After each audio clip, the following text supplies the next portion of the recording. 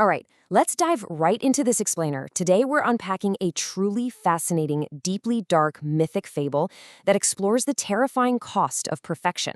This is a story about the ultimate Fichtean struggle of the human soul, the battle of the absolute I, desperately trying to maintain its active striving against the gravity of the void. We're going to look at what exactly happens when human ambition collapses in on itself and how our really deep desire for stability can actually become our own worst enemy. If you've ever felt the heavy weight of nostalgia or just the pure exhaustion of trying to push forward, you are going to find the breakdowns we have today incredibly eye-opening. Imagine standing at the absolute zenith of your power. You've climbed the mountain, right? You did it. But instead of feeling victorious, you realize your success has actually trapped you in a monument of static regret.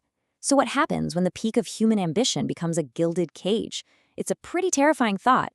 You build this massive fortress of tradition and success, only to realize that by insulating yourself from the messy, unpredictable reality of life, you've actually murdered your own future before it could even begin. So, let's break this down chronologically. Act 1, Mockery at the Great Noon. Listen to the words of the cynical wit, our bloody jester king. He looks at the sovereign who has reached this supposed peak and says, "You stand at the peak, sovereign, but your feet are planted in the mud of a vanishing past. A gilded noose you spent a lifetime weaving from the hair of your ancestors." The jester isn't using physical weapons here. He is using a brilliant mechanism of embarrassment. He's openly mocking human ambition to expose the absolute futility of the sovereign's struggle to hold on to a vanishing past. It shows us exactly how terminal nostalgia turns our greatest strivings into a pathetic joke, rendering this so-called peak into just a dead end. And that leads us to this incredibly vivid and honestly kinda creepy concept, the ossuary skin. To put this in everyday terms, wearing the ossuary skin means you're trading the messy, active creation of a new life for the false comfort of parading around in your ancestors' past glories. You're guarding ghosts instead of building a future. It's literally like putting on a costume cut from bone just to hide your own lack of present vitality. When you do this, you stop being an active creator and you transform into a static monument, a god of carrion ruling over a kingdom of dust. It is an incredibly powerful metaphor for what happens when we rely on inherited tradition instead of forging our own new path. This entire Fichtean descent is just a tragic downward spiral. We start at 12 p.m., the Great Noon, where you have that completely false sense of sovereignty. But because you retreat into the past, you fall right into terminal nostalgia. From there, your own exhaustion leads you into the laboratory of nothingness, and finally, straight into the crushing gravity of the void, the abyss itself. It's effectively a dark ascension into complete stagnation. Moving on to Act 2, the archivist versus the physician. There is a chilling contrast in how these figures handle our ambition. On one side, we have the jester's cruel honesty. He mocks your futile ambition. He uses your terminal nostalgia against you to expose the static rot of the present, genuinely hoping to embarrass you into waking up. But on the exact opposite side, we have Baron von Nixt, the physician of the void. The Baron uses clinical coldness. He doesn't want to mock your ambition at all. He wants to surgically extract it so you never have to struggle or feel the pain of existence ever again. We actually see these two approaches reflected in their victims.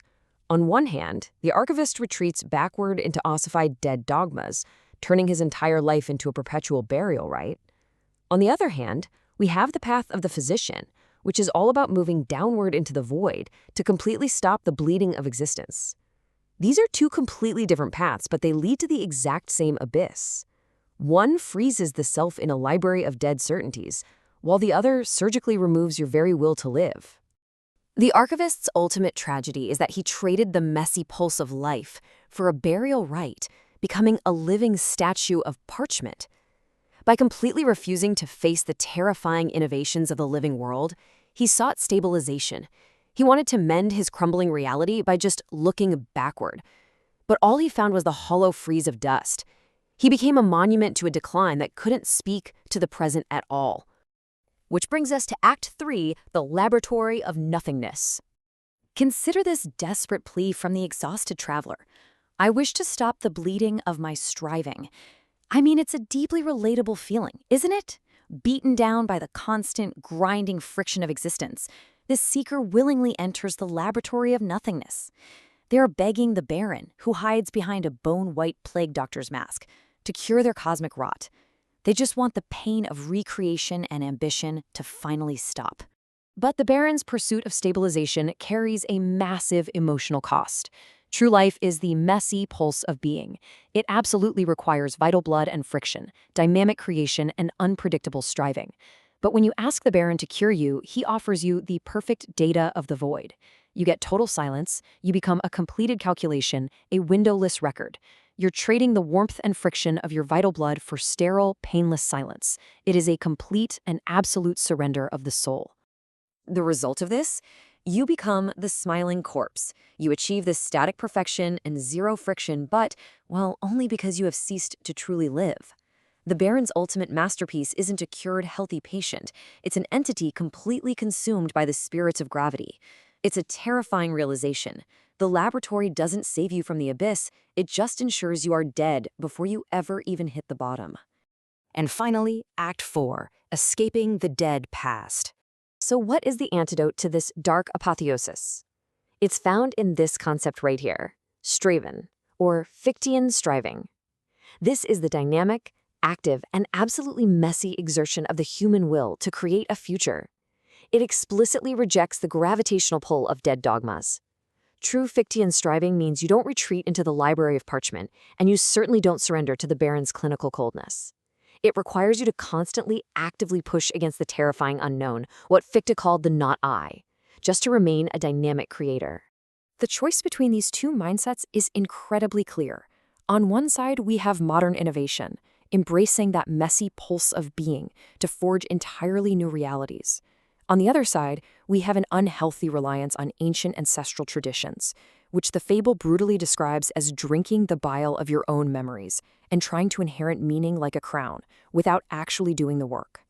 True sovereignty isn't about guarding the ashes of the past. It's about harnessing innovation to build something fiercely and unpredictably alive. So how do we actually apply this? The fable gives us 3 concrete ways to stop living in the past. Number 1, reject the ossuary skin of dead dogmas. Stop wearing the past as a costume. Number 2, embrace the exhausting friction of active creation. Yes, it bleeds, and yes, it's messy, but that is exactly what makes you alive. And number 3, face the terrifying abyss to build a vibrant future. By actively taking these 3 steps, you refuse the burial rites of the past, and you completely reclaim your vitality from the kingdom of dust. I want to leave you with this final, provocative thought from our dark fable. Will you surrender to the hollow frieze of perfect data, or will you dare to bleed the messy innovation of a dynamic creator? Perfection, as we've seen today, is really just a beautifully decorated grave. The spirit of gravity wants you to sit in the mud of the past, but true sovereignty demands you push forward. So reject the gilded cage, embrace the friction, get out there, and start striving.